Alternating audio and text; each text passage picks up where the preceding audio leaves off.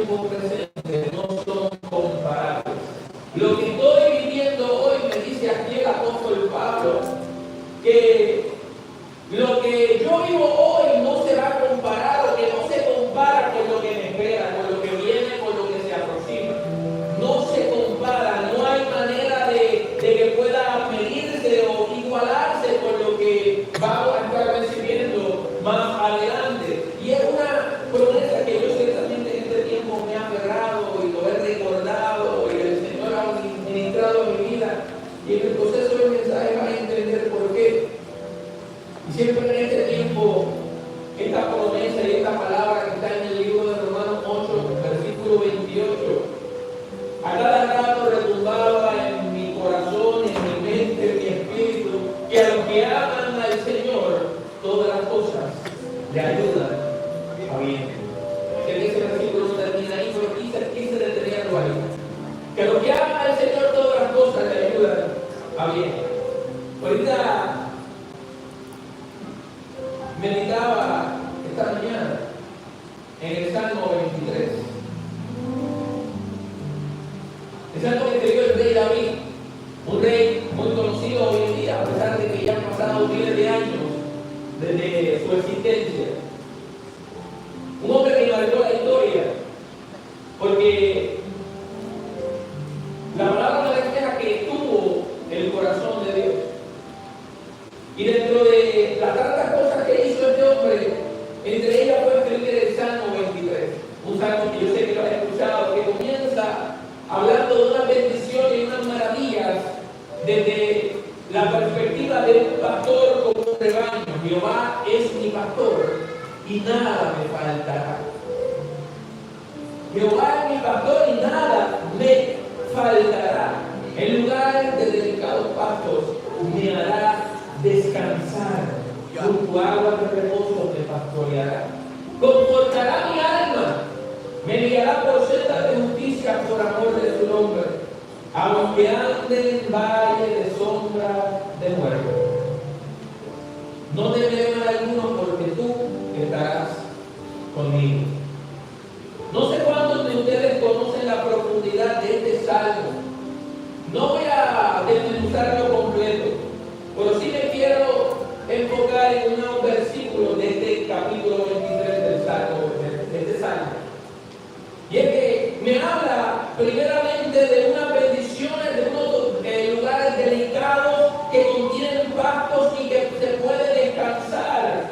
Cuando tú eres un pastor o si tú fueras un pastor de un rebaño de ovejas, dentro de tus responsabilidades y preocupaciones que hay es llevar al rebaño a un lugar donde puedan alimentarse, donde puedan pastar, donde puedan obtener los nutrientes que necesitan para sobrevivir. Porque tenemos que comprender que en esos tiempos, cuando se escribió este salmo, no había una ciudad como Greenville, por lo menos en ese momento dado, no estaba específicamente situado en una ciudad donde todo era verde, sino que era un lugar donde muchas áreas eran áreas rocosas.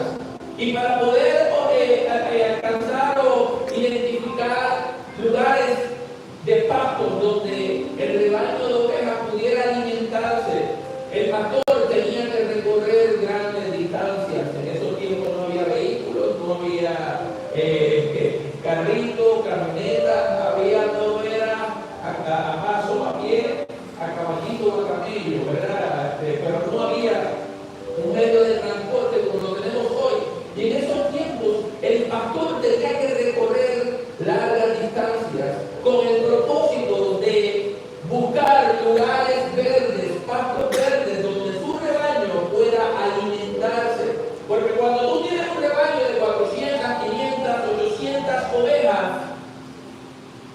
puedes ver un valle de verdes pastos, pero esos verdes pastos no van a durar mucho tiempo, porque a mayor cantidad de ovejas, más rápido consumen el pasto, el alimento, y eventualmente como pastor tienes que estar pensando hacia dónde te vas a dirigir, qué lugar vas a pisar, hacia dónde vas para poder llevar a tu rebaño a que pueda alimentarse correctamente y de una manera saludable, que pueda obtener lo que necesita.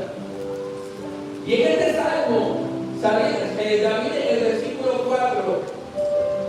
aunque ande en valle de sombra de muerte, no temeré mal alguno, porque tú estarás conmigo. No fue hasta estos días que yo pude comprender el porqué de ese versículo. Estuve hablándolo con mi esposa, y en estos días ambos, ella y yo, hemos podido comprender la profundidad de ese versículo. Porque es que la palabra de Dios es viva. Y aunque había leído muchísimas veces este versículo, pero no había entendido el por qué el salmista había puesto o había plasmado en este salmo ese versículo. Aunque ande en valle de sombra y de muerte. Y es que descubrí que el valle de sombra de muerte no es algo imaginario, no es algo que podemos pretender o asumir que es que oye cosa. Tenemos que comprender que el valle de sombra de muerte es un lugar físico, real y que existió. Bueno, no sé si todo existe, ¿verdad? Porque no he pasado por esa área y no conozco. Pero el valle de sombra de muerte es un lugar físico que se encuentra entre Belén y Jericó. Entre Belén y Jericó hay un lugar que se llama el valle de sombra de muerte. Se encuentra, repito, entre Jericó y Belén. Y para ese tiempo los pastores, cuando si querían llegar a lugares de donde abundaba el pasto, o tal vez que tenían que cruzar de Jericó a Belén, tenían que pasar por el sur de Jericó, acercarse por lo que es el Mar Muerto y llegar al lugar que aquí en el Salmo 23 el rey David lo llama como el valle de sombra de muerte. Algunos pastores en ese tiempo tomaban esa ruta porque en esa ruta había abundantes llanuras y suculentas hierbas para el ganado, en este caso para las ovejas, en esa ruta de Jericó a Belén. Y se consideraba la ruta donde el mejor alimento había para las ovejas. Dentro de tantas opciones que pudieran haber, la mejor era esa. Pero había un problema, había un detalle, y es que en esta ruta había lo que se conoce como un desfiladero. Si los de me pueden ayudar a presentar la imagen de lo que es un desfiladero para aquellos que no conozcan lo que es. Un desfiladero es vamos a decirlo así, un espacio que hay entre dos grandes montañas, pero el espacio es angosto, es sumamente alto y rodeado a ambos lados. Cuando tú entras al desfiladero, de altas y grandes rocas que muchas veces se desprenden fácilmente. En ese desfiladero también se encuentran grandes espacios o grietas que a veces son sumamente profundas. Claro, aquí busqué en internet más o menos para que pueda entender la idea, ¿verdad? Pero no estoy diciendo que este es el valle de sombra de muerte, sino que es algo parecido a esto. El desfiladero donde los pastores tenían que atravesar por ese lugar, que aunque en esta imagen hay agua, esto es la tierra, los pastores tenían que atravesar por ese lugar junto con su rebaño. Imagínense un pastor con 400, 500 ovejas, tener que atravesar por un desfiladero. Ciertamente es complicado, es riesgoso. Pudieran haber muchas complicaciones en el proceso, en el camino, por el peligro que implica ese trayecto, ese tramo. Pero era o pasar por ese lugar, por el valle de sombra de muerte, que es un desfiladero, o rodear las montañas para poder llegar al destino. Pero el problema es que para poder llegar al destino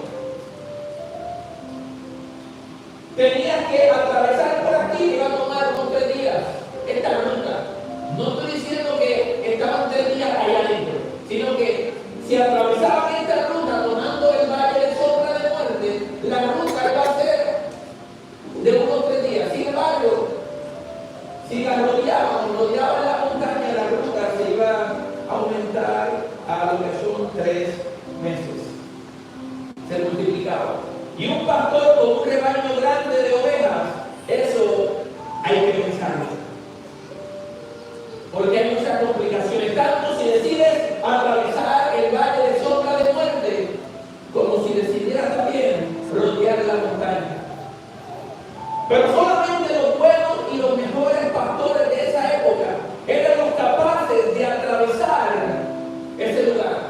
No cualquiera lo atravesaba, porque dentro de las preocupaciones que había es que en ese desfiladero a veces se escondían personas que estaban huyendo de la sociedad, que eran criminales, que tal vez habían cometido algún crimen y estaban huyendo, y eran forajidos que estaban huyendo de una forma u otra, y a veces se escondían en ese lugar con el propósito de que cuando atravesara a alguien, ellos pudieran asaltarlos, quitarles su pertenencia, inclusive hasta tal vez les pudiera contar a los pastores la muerte. Y de ahí es que viene valle de muerte. Pero también se le conoce o se le dice valle de sombra de muerte. ¿Por qué de sombra? Porque el lugar o este despeñadero era tan alto que cuando tú atravesabas o cruzabas ese lugar no lo podías atravesar en cualquier momento. Un pastor con un rebaño lo podía atravesar únicamente al amanecer o al anochecer, o en la mañana temprano antes de que salga el sol, o al anochecer cuando ya la puesta, ya el sol se ha ido. ¿Por qué? Porque la formación de estas montañas no permitía que durante el día, primeramente, la brisa fluyera por allá adentro. No era una línea recta, era una serpentina, era todo curvas, vueltas, no era todo una línea recta, sino que había obstáculos en el proceso, había tramos que eran bastante cómodos atravesar, pero había tramos que tal vez de ancho las ovejas no podían ni tan siquiera voltearse. Así de complicado a veces eran los tramos dentro del valle de sombra de muerte. Y se le conoce como también de sombra, porque al ser tan alto y tan angosto, solamente unos pocos minutos en el día podía atravesar o podía entrar un poco de luz, solamente en el mediodía donde el sol se ponía sobre lo que es ese desfiladero, es cuando único entraba un poco de rayo de luz. Y usted dirá, ¿pero qué? Si no entra mucho sol, pues no va a haber mucho calor, va a ser fresco. No, realmente no.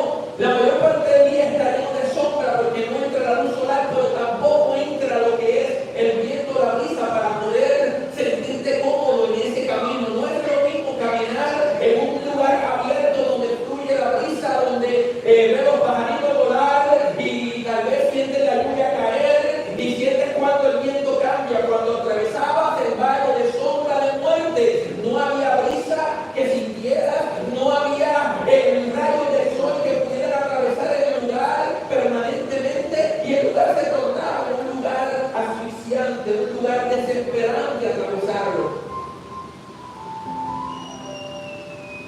En ese lugar, como digo ahorita, abundaban lo que es profundas hendiduras que eran donde a veces se escondían los forajidos para atacar a quienes atravesaban por ahí.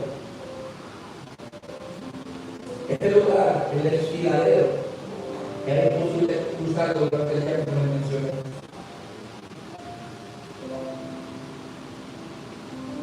Y el peligro que incurría atravesarlo verdaderamente el pastor tenía que evaluar y pensarlo.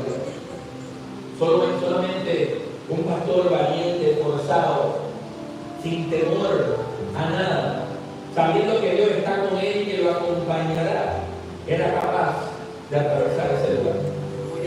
Porque ese lugar era famoso, no solamente por las personas, sino por los pastores de esos tiempos. Era famoso porque ciertamente hubo pastores que perdieron la vida, ovejas que perdieron la vida en ese trayecto. Pero lo maravilloso es que luego de cruzar ese tramo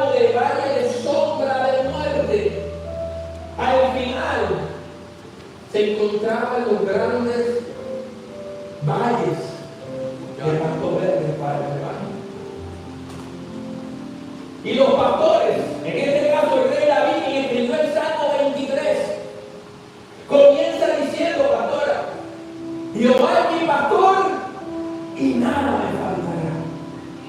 No comienza diciendo, aunque ande en valle de sombra de muerte. No me dice eso. Comienza diciendo, Jehová es mi pastor y nada me va a faltar. Comienza reconociendo quién es Dios y que solamente Él se encargará de proveerle a Él y a su rebaño lo que necesitan, porque Jehová es mi pastor y nada me faltará. En lugares de delicados pastos me hará descansar, junto a aguas de reposo me pastoreará, confortará mi alma, me guiará por sendas de justicia por amor a su nombre. Él comienza enfatizando y hablando en lo que le espera. Primero reconociendo a Dios y después recordándose él mismo lo que le espera, a pesar de que todavía no ha atravesado el valle de sombra y de muerte. Yo me imagino al rey David con su rebaño de ovejas atravesando por el valle de sombra y de muerte, recitando este salmo. Jehová es mi pastor y nada me faltará. Y cuando llega el versículo 4, aunque ande en valle de sombra y de muerte, yo me imagino él atravesando ese desfiladero, el valle de sombra y de muerte, aunque ande en valle de sombra y de muerte, no temeré mal alguno, porque tú estarás conmigo.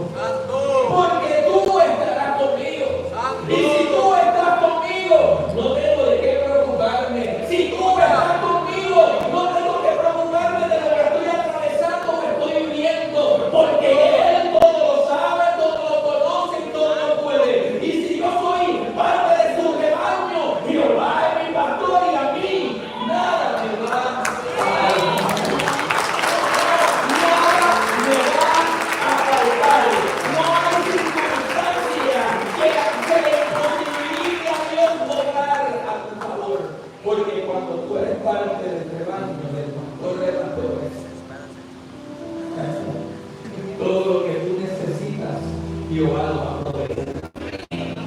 Todo lo que tú necesitas, escúchame bien, Jehová lo va a proveer. Y David atravesó seguramente varias veces. No creo que David haya atravesado solamente una vez, eso es una opinión personal. Seguramente David atravesó este valle de sombra de muerte en varias ocasiones con su rebaño. Para los que no lo saben, David antes de ser rey fue pastor de ovejas. Y él conocía bien ese tramo. Ciertamente tal vez al atravesar ese desfiladero sentía que se iba a asfixiar, tal vez el oxígeno no llegaba bien, tal vez la brisa era sofocante, pero el lugar no entra la brisa y se sentía esa sensación sofocante de que me voy a asfixiar, de que necesito aire, de que necesito la brisa, porque si no me asfixio, me quedo sin aire.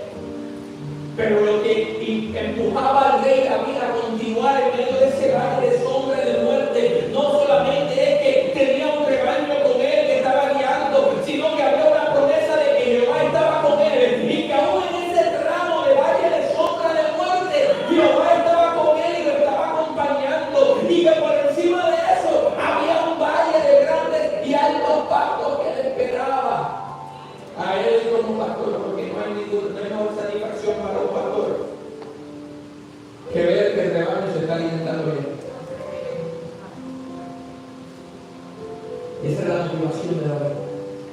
Llevar el rebaño hacia ese lugar. Aunque él entendía que tal vez iba a tener que atravesar junto al rebaño unos pocos minutos o horas de oscuridad durante ese tramo de valle de sombra y de muerte, para él valía la pena atravesar ese trayecto por lo que le esperaba al final. Él no se enfocaba en el tramo del valle de sombra de muerte, él se enfocaba en lo que le esperaba. En lo que él sabía con certeza que había luego de ese desfiladero. Y tú y yo tenemos que entender que así como David, tenemos que tener eso claro.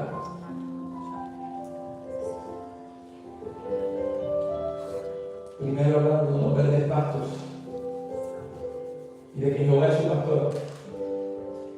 Y luego enfatiza y habla de los problemitas que a veces podemos atravesar.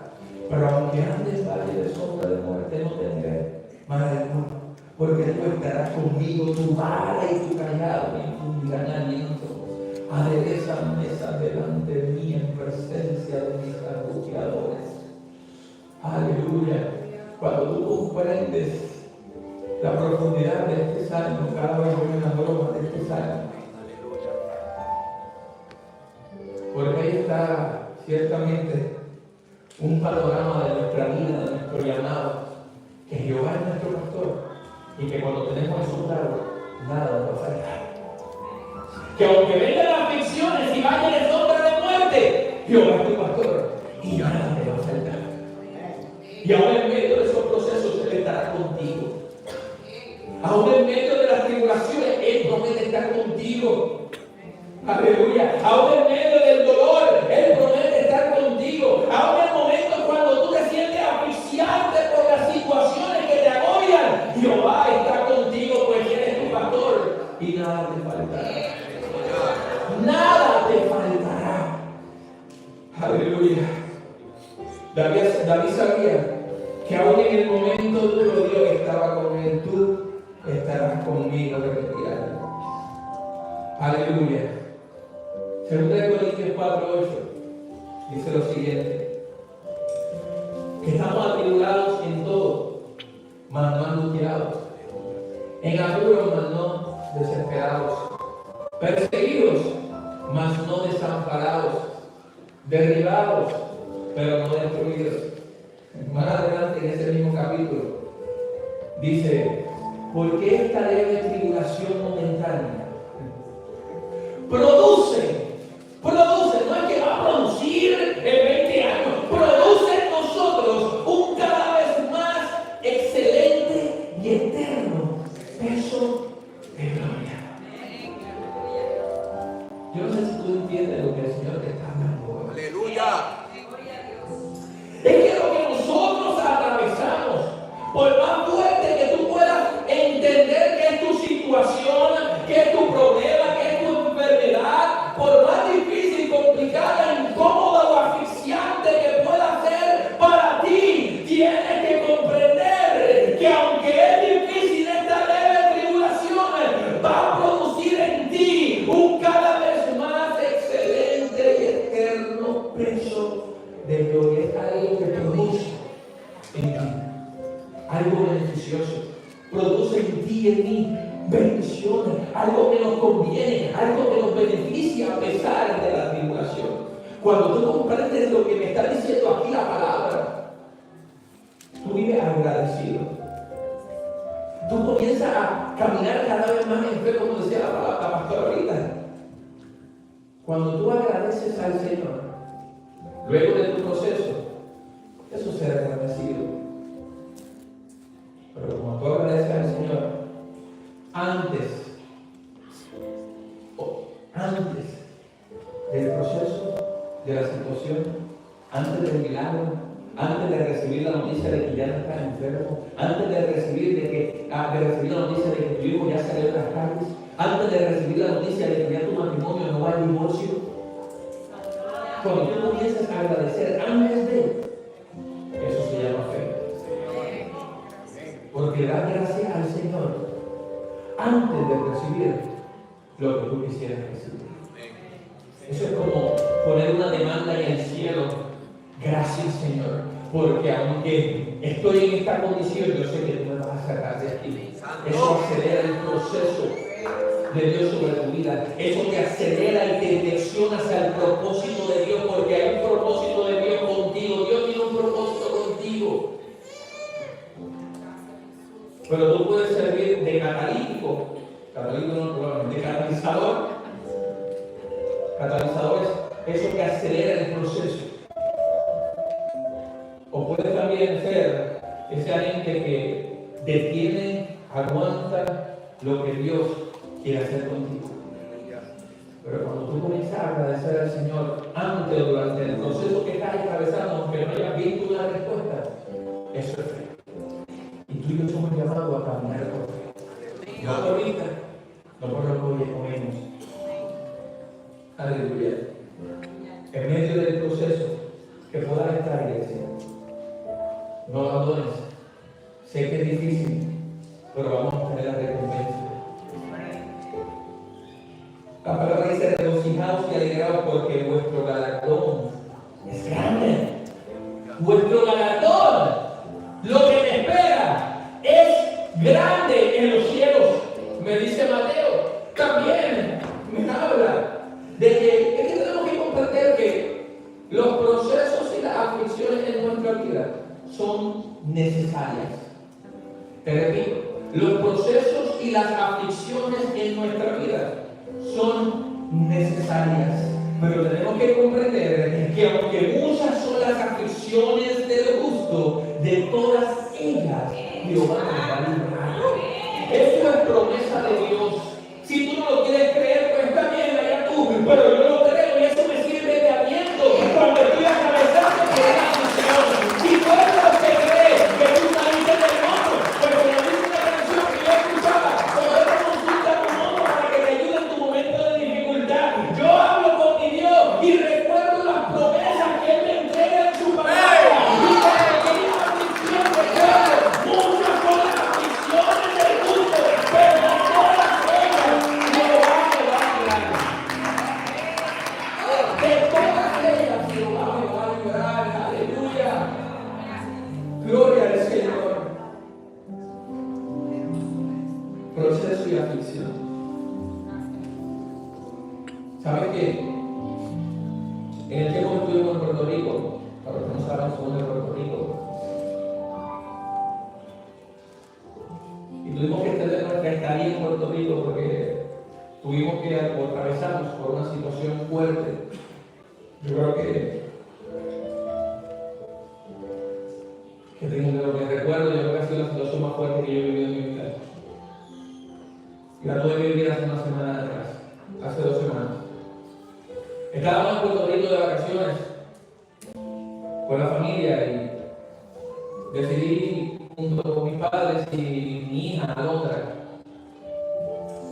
ir a este parque, Adventure Park, que es de Ziplines, porque nosotros lo vemos Ziplines, es un cable de acero que es larguísimo y tú te lanzas en un precipicio abajo.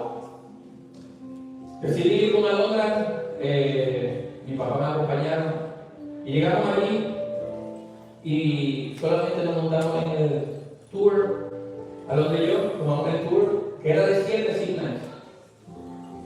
Tomábamos Ziplines, cruzando una montaña a otra montaña, y de esa montaña cruzábamos para otra montaña, y de arriba a otra, y seguíamos así, disfrutando de ese tiempo allá, porque Alondra quería tirarse por los Ziplines. Ella es valiente. Salió papá. A mamá en ese sentido, porque mamá se quedó en la casa descansando, porque ella prefiere elegir las alturas. Pero Alondra seguía insistiéndome desde que estábamos aquí antes de llegar a Puerto Rico. Una de las cosas por las cuales quería llegar a Puerto Rico es para tirarse por el Ziplines. Y comenzamos a lanzarlo por los Ziplines. El primero, el segundo, el tercero, el cuarto, el quinto, el sexto. Eran 7 en total. El séptimo era el más largo y el más alto. De distancia era media milla, unos 500 metros. De altura realmente no les sabía decir, pero era más de 150 o 200 pies de altura. Dentro del proceso y el protocolo que había ahí siempre se lanza, había un grupo de unas 15 personas redondeados y habían 3 guías en el grupo.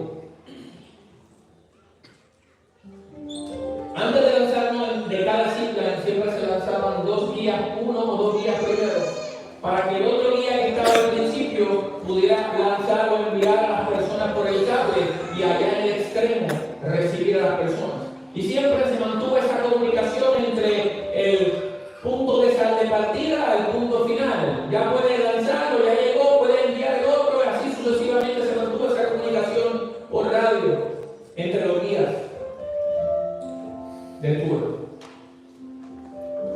Llegamos al Zip-Line número 7.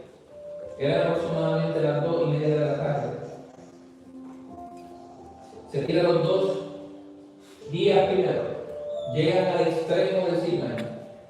Se bajan. Le dicen a la otra guía que está arriba: ya pueden comenzar a lanzarlos.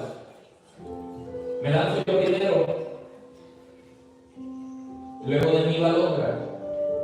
Yo me lanzo, llego al final, me bajo del cable. Luego el muchacho se comunica con la que está arriba para que lance entonces a Londra. Lanza a Londra, la cosa se lanza y prácticamente llega al final donde está el guía esperándola para bajarla, pero pues por cuestiones tal vez de peso, velocidad y todos estos factores, llega, pero a la misma vez no llega completamente y por gravedad se va hacia atrás, poco lentamente, ¿verdad? Y pues Alondra tranquilamente en su proceso, pues estaba tranquila, estaba feliz, estaba disfrutando su momento, sentadita colgando del cable, mirando las bellas y hermosas montañas de Puerto Rico. Y mientras ella está esperando que se va lentamente alejando, el guía que está al final conmigo se monta en el cable para ir a buscarla, ¿verdad? Era parte de las instrucciones que me han dado, que si sucedía eso, tranquilo, que ellos se iban a subir al Zip-Line para buscarlos y traerlos sin ningún problema.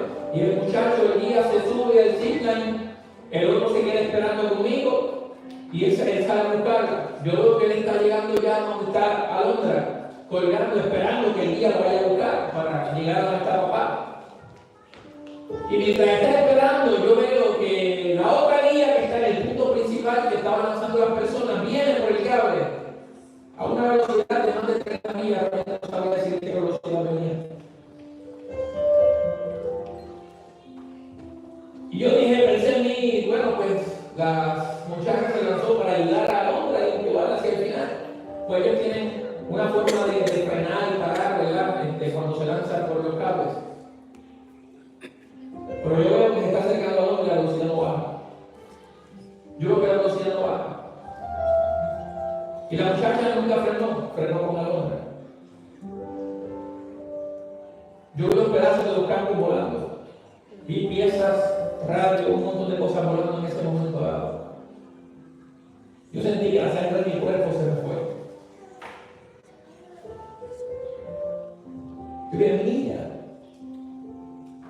y no la podía ver bien, porque el muchacho que había salido a buscarla me estaba bloqueando la visibilidad y no podía verla. Yo sabía lo que había pasado, sabía que había habido un impacto, pero no sabía la condición de Alondra. ¿Está bien? ¿No está bien? ¿Qué pasó? Desesperado, no puedo hacer nada, no puedo ir a buscarla. Me toca esperar ahí a aguantar. Cuando el otro muchacho que está conmigo se percata de la situación, se sube también al Zip-Line en el cable para ayudar a otro muchacho, a Alondra y a la muchacha. Ya había 4 personas en el cable. Y en el caos comienzan a traerlos. Y primero traen a Alondra, yo no la logro ver. Cuando alcanzo a verla, Alondra está como muerta. Está inconsciente, sangrando por la nariz, sangrando por la boca. No reaccionaba. Yo le gritaba: Alondra, ¿está bien? Alondra, ¿me escuchas? Y ella no reaccionaba. Y los muchachos, desesperados por sacarla del cable, logran traer a Alondra. Yo todavía tengo claramente esa imagen en mi memoria y todos los días la recuerdo. Cuando uno estaba así, prácticamente colgando, inconsciente, sin movilidad. En ese momento dado, yo pensé lo peor. Una niña de 9 años que pesa apenas unas 60 libras. Fue impactada por una persona que le duplica o le triplica el tamaño y le da a la otra. Logran bajar a la otra del cable, la ponen en el suelo, ella está inconsciente, y mientras el muchacho la pone en el suelo, el otro muchacho se le agarra en el cable y se sube para buscar a la muchacha que quedó, que también estaba inconsciente. Y el muchacho pone a Alondra en el suelo, yo la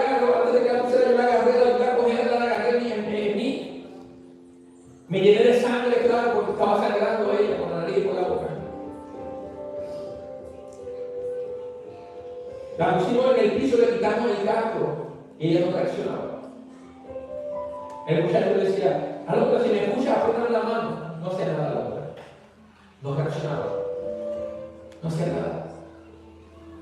Y en ese momento yo comencé a clamar a Dios.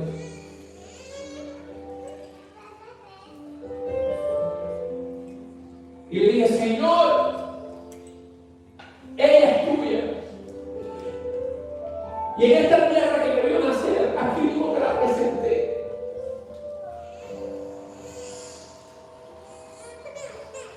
Y yo sé que tú estás en control.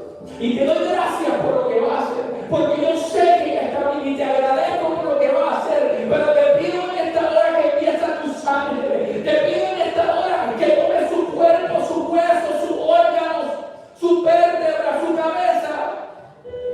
Y cualquier área afectada, te pido, Señor Jesús, que pongas tu mano y la salves.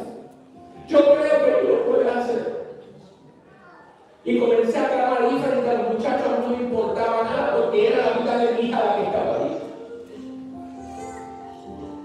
Ella se hizo su necesidad de caer número 1 allí, por el impacto.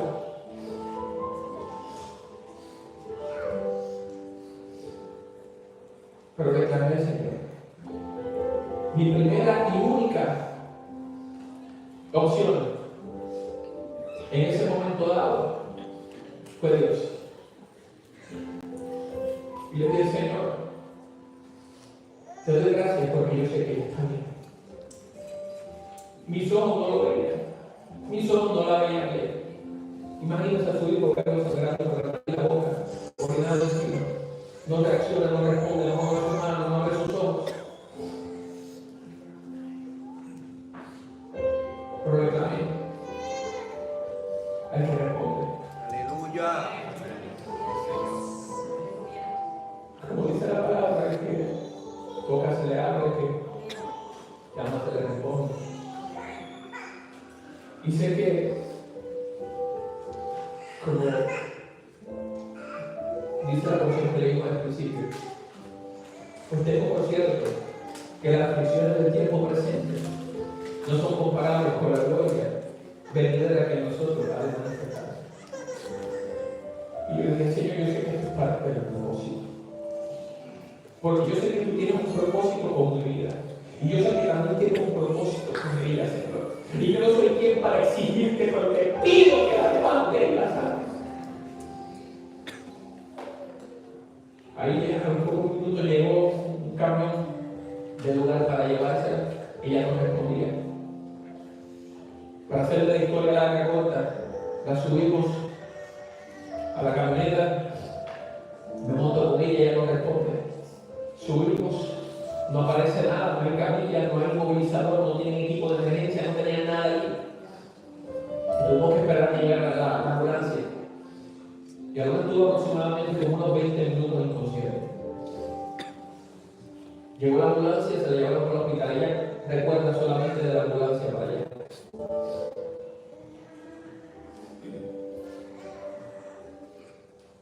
Llegamos al hospital a hacer las pruebas. La muchacha que impactó a Londra,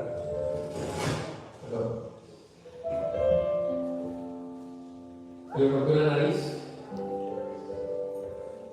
perdió toda la dentadura de la parte del frente, se le rompió una pierna y mientras estaba en la ambulancia botaba coágulos de sangre. La muchacha que impactó a Londra. Cuando la llevamos al hospital, a la otra deciden hacer el silicano y pruebas y todo.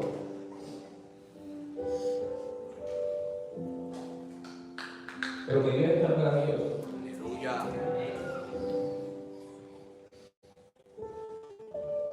Que los resultados, todas las pruebas que hicieron, de los rayos que hicieron, mostraron en todo momento que sus huesos, sus vértebras, su cráneo, sus órganos, todos estaban en perfecto estado.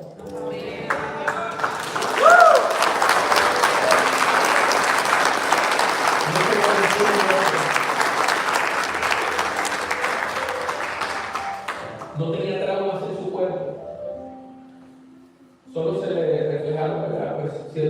cierto hematomas y golpes en su cara, y todavía tiene un poco de dolor en la espalda por el golpe. Pero los resultados salieron positivos a favor de mi niña. No me hace lógica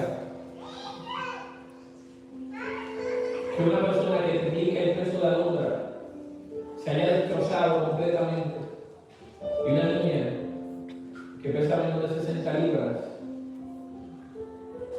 no saliera rotulada. Eso es lo que subimos.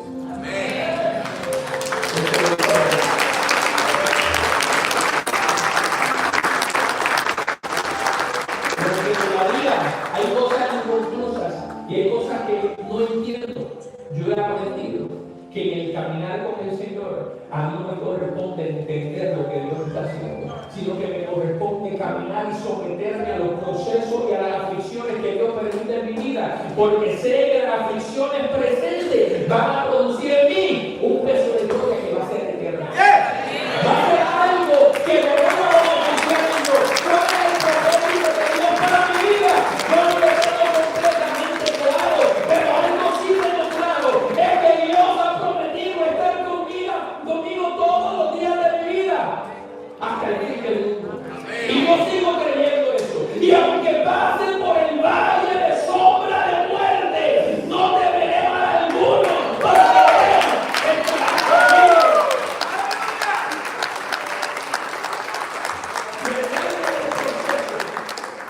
Mi vida se estremeció. Pero pude experimentar como el Espíritu Santo, aún en ese lugar, me hizo sentir que estaba conmigo.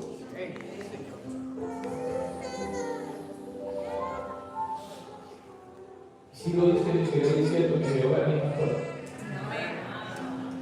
y que nada me faltará.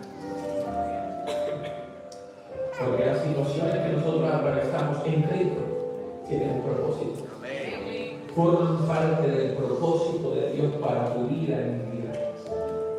Cuando veo la historia o la vida de Jesús,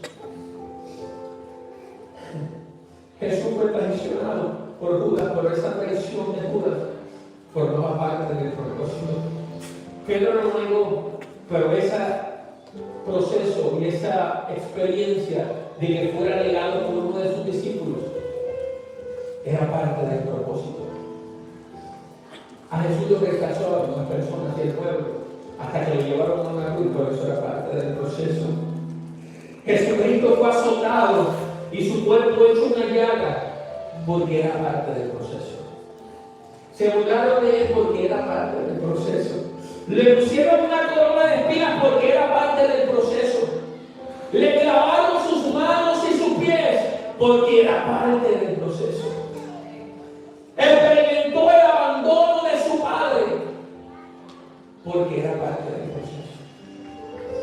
Le clavaron una lanza en su costado porque era parte del proceso. Murió porque era parte del proceso. Resucitó de entre los muertos porque era parte del proceso. Y la tumba está vacía porque era parte del proceso. Cuando tú y yo comprendemos que todo lo que atravesamos en Él tiene un propósito, nuestro enfoque comienza a tomar propósito y fuerza en que todo lo puedo en Cristo que me fortalece, que Él es mi pastor y que nada me faltará. Y repito, que ande en valle de sombra y de muerte, no temeré mal alguno, porque Él promete estar conmigo siempre. Lo dice Mateo 28:20. Yo estoy con vosotros todos los días hasta el fin del mundo. No sé cuál es tu situación o tu condición, pero te tengo que decir que no estás solo. Te tengo que decir que Dios está contigo. Y si tú no le has abierto tu corazón a Jesús y te has sentido solo y sabes que tal vez estás solo en medio de tu situación difícil que estás atravesando, Yo te invito a que le des la oportunidad, que tomes la oportunidad que Dios te está entregando de que le abras tu corazón y lo aceptes en tu corazón. Porque aceptándole a Él, tiene promesas garantizadas para tu vida. Dentro de esa promesa es que nada te faltará, es que Él se va a encargar de ti porque Él va a ser tu pastor, Él te va a ayudar en medio de las tribulaciones, Él te va a guardar en medio del dolor, Él va a ser tu consuelo, en medio de tu proceso, Él va a estar contigo y no te va a dejar y no te va a desamparar. Y si hay alguien aquí hoy que quiera abrirle su corazón a Jesús, yo quiero pedir que levantes tu mano. Yo quiero orar por ti y contigo. Quiero pedir a todos, por favor, que se pongan en pie.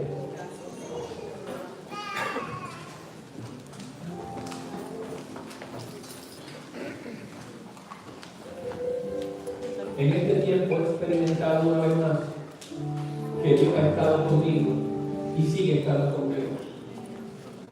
Cuando voy a la palabra, encuentro que cuando el pueblo de Dios salió de Egipto para el desierto, se le manifestó una columna de nube y una columna de fuego en las noches, la nube del día, representando la presencia de Dios con ellos, porque siempre estuvo con ellos durante el desierto. Y Dios te recuerda hoy que aún en medio del desierto, Dios está contigo. En medio de ese problema que te está agobiando, Dios está contigo. Te lo tengo que recordar y te lo aseguro, porque la palabra lo dice y porque yo lo he experimentado y lo he vivido.